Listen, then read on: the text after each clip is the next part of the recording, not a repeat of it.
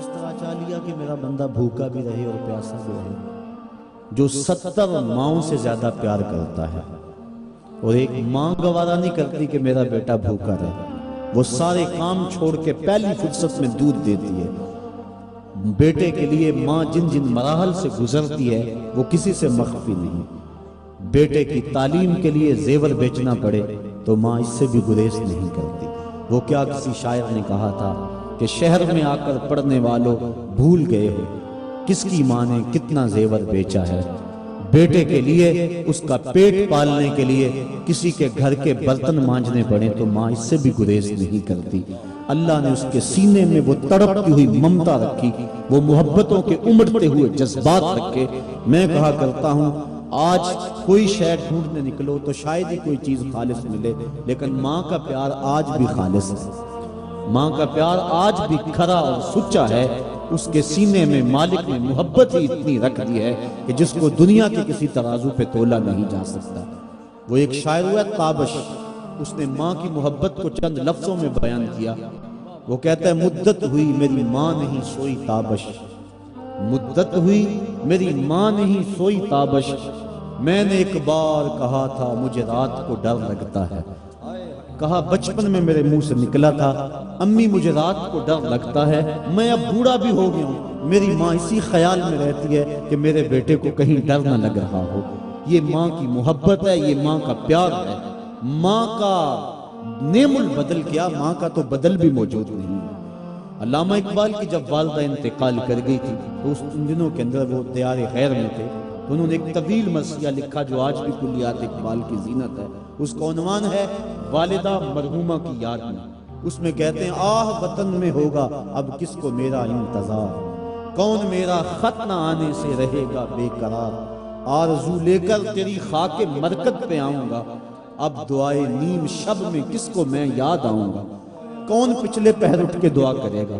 استاد سے بھی تو کہنا پڑتا ہے نا حضور دعاؤں میں یاد رکھنا، شیخ سے بھی عرض کرنا پڑتا ہے اپنی دودھ دودھ راتوں میں مجھے نہیں بھولنا، حاجی کو معتمر کو عرض کرنا پڑتا ہے سین حرم میں مسجد نبوی کی بہاروں میں مجھے یاد رکھنا ہے۔ کبھی ماں کو بھی کہنا پڑا امی دعا کرنا۔ ماں کے ہاتھ اٹھے رہتے ہیں، اور یہ بات ذہن نشین کر لیں جب ماں کے ہاتھ اٹھ جائیں تو اجابت کے سارے دروازے کھل جاتے ہیں۔ اور یہ نہیں ہے کہ ماں رابعہ بصریہ ہو تو پھر ہی دعا قبول ہوتی ہے، اپلے تھاپتی ہوئی ماں گوبر سے بھرے ہوئے ہاتھ بھی اٹھا دے، اللہ کے عرش کو جنبش دینے کے لیے وہ ہاتھ بھی کافی ہوتے ہیں۔ ماں جب بولتی ہے تو اس کے لہجے میں جبریل بولتا ہے، اور جب ماں مسکراتی ہے لگتا ہے جنت کی ساری گلیاں چٹکنے لگی ہیں۔ ماں کے لہجے میں اتنی مٹھاس ہے ساری دنیا کا شہد نچوڑ دیا جائے اتنی مٹھاس پیدا نہیں ہوتی جتنی ماں کے لہجے میں مٹھاس مالک نے رکھ دی گئی۔ وہ خورشید گیلانی نے لکھا تھا ماں کے عنوان سے، وہ کہتا ہے 5 سٹار ہوٹلوں میں کھانا کھانے میں وہ لطف نہیں ملتا جو چولہے پر بیٹھ کر ماں کے ہاتھ کی پکی ہوئی چپاتیاں کھانے میں مزہ آتا ہے۔ عالی جناب حضرت صاحب بڑے بڑے اعلیٰ القاب سننے سے وہ حاضر وہ لطف نہیں ملتا جو ماں کی زبان سے اوے ببلو نکلنے سے لطف آتا ہے۔ ماں کا سینہ محبتوں کا خزینہ ہے، اور ماں کے سینے کے اندر مالک نے اتنا پیار رکھ دیا ہے کہ جس کا دنیا پر نعم البدل کیا بدل بھی نہیں ہے۔ غور کیجئے ماں کے سینے میں اتنا پیار کیوں ہے؟ اس لیے کہ اس نے بیٹے کو جنم دیا۔ میں آپ کی توجہ چاہوں گا، ماں نے بیٹے کو جنم دیا ہے، اتنا پیار ہے کہ دنیا کے کسی ترازو پہ نہیں تولا جا سکتا۔ جس نے جنم دیا ہے اس کو اتنا پیار ہے، اور جس نے خلق کیا ہے اس کو کتنا پیار ہوگا۔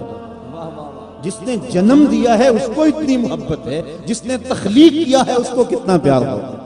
اس لیے کہا نا یا ایھا الانسان ما غرک بربک الکریم الذی خلقک فسواک فعدلک فی ای صورت ما شاء رکبک۔ انسان اس رب کو بھول گیا ہے۔ یا ایھا الانسان ما غرک بربک الکریم، تجھے کس نے مغرور کر دیا ہے؟ دولت نے؟ وہ تو 4 دن کی کہانی ہے۔ حسن نے؟ وہ تو ڈھلتا سایہ ہے۔ جوانی میں؟ وہ تو جانے والی چیز ہے۔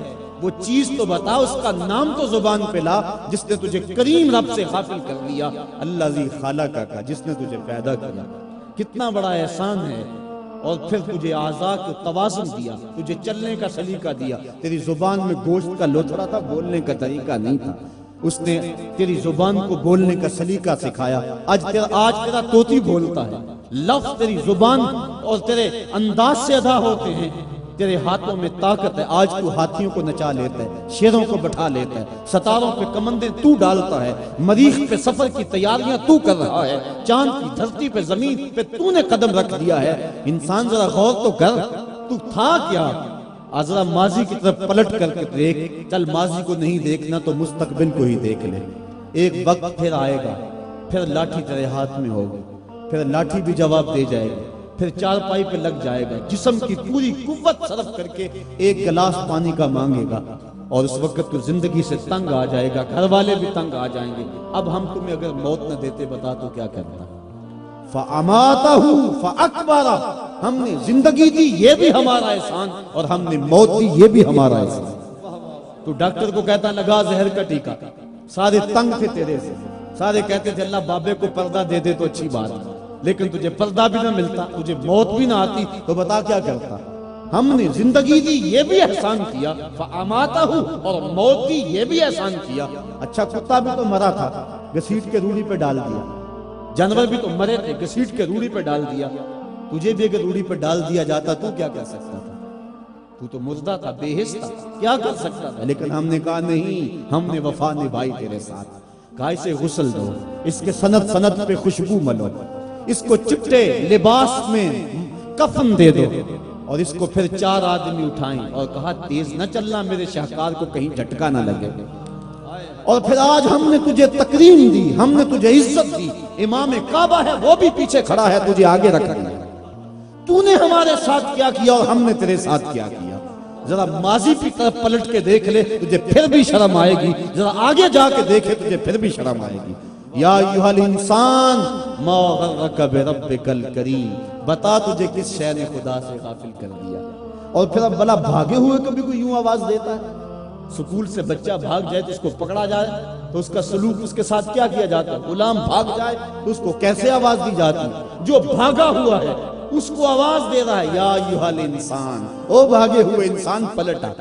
اور کہیں فرمایا قتل الانسان, یہ مر جانا انسان کتنا ناشکرا ہے.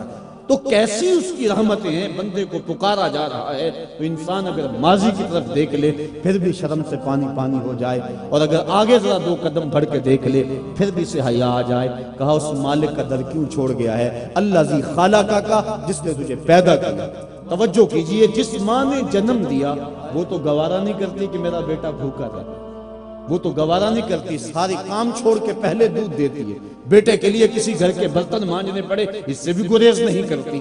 تو جو 70 ماؤں سے زیادہ پیار کرتا ہے, 70 ماؤں کی زندگی بھر کا پیار ایک طرف, اور مالک کا شفقت کی نظر سے ایک مرتبہ دیکھ لینا ایک طرف. تو وہ جب ماں گوارا نہیں کرتی کہ میرا بیٹا بھوکا رہے, تو مالک نے کیسے گوارا کر لیا کہ میرا بندہ پورا مہینہ بھوکا رہے. آؤ پھر ماں کی گود میں آئیں, ماں کی محبتوں بڑے گھنے چھاؤں میں آئیں. ماں بیٹے کی آنکھ میں ایک آنسو بھی گوارا نہیں کرتی تھی, بھوک سے تڑپنا گوارا نہیں کرتی تھی. اب بیٹا ہو گیا بیمار, ڈاکٹر کے پاس اٹھا کے ماں بیٹے کو لے گئی. ڈاکٹر نے تشخیص کی, جو علاج تجویز کیا اس میں سیرپ کڑوا تھا, بیٹا پیتا نہیں تھا.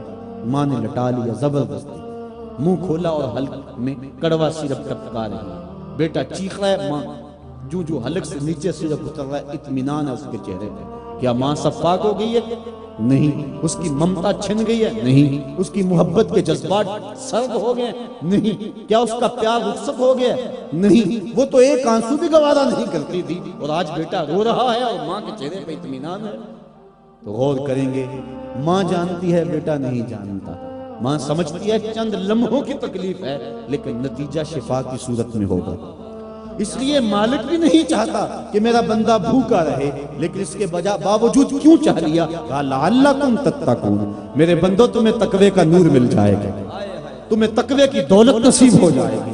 اب سوال یہ ہوا, کیا بھوکے اور پیاسا رہنے سے تقوی ملتا ہے؟ تقوی کی دولت بھوک سے ملتی ہے؟ تو آئیے شیخ فرید الدین عطار سے پوچھتے ہیں. اس سے قبل ایک اور بات طے کر لیں. ہمارے 2 دشمن ہیں جو ہمیں جادہ مستقیم سے بھٹکانے کے لیے دن رات کوشاں ہیں, محنت کر رہے ہیں. ایک نفس اور دوسرا شیطان. اب نفس بڑا دشمن ہے یا شیطان بڑا دشمن ہے؟ تو شیطان تو انسانوں کو گمراہ کرتا ہے, جب شیطان خود گمراہ ہوا اس کو کس نے گمراہ کیا؟ اس وقت تو کوئی دوسرا شیطان نہیں تھا، وہ نفس تھا جو شیطان کو بھی لے ڈوبا۔ آنا خیر منہ، جس نے اندر سے سر اٹھایا، اور شیطان کو شیطان بنانے والا نفس ہے۔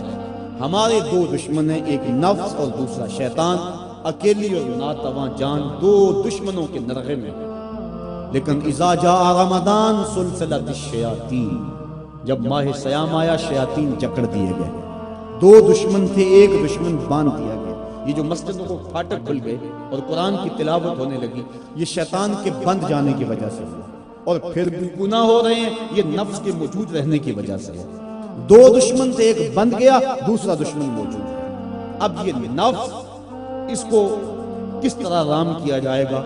چونکہ اگر نفس قابو میں آ گیا تو شیطان کچھ نہیں کرے گا۔ شیطان باہر کا چور ہے، نفس اندر کا چور ہے۔